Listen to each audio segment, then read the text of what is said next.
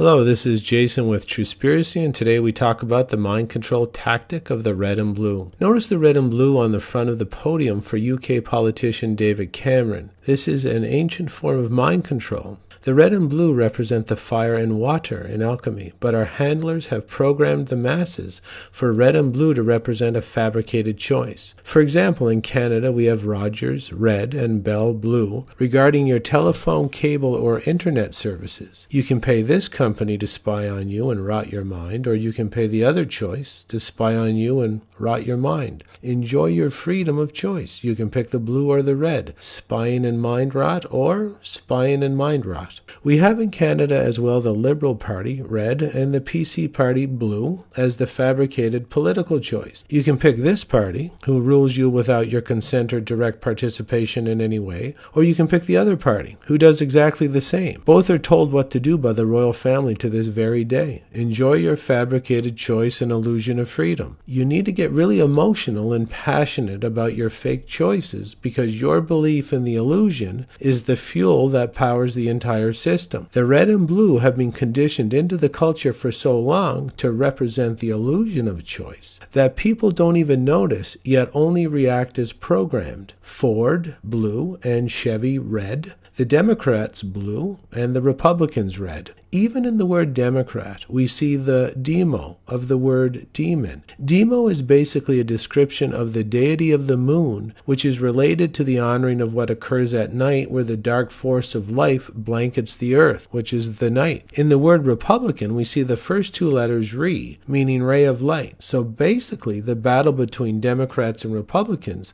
is nothing more than ancient entertainment, sort of like any Shakespearean play where dark fights against the light.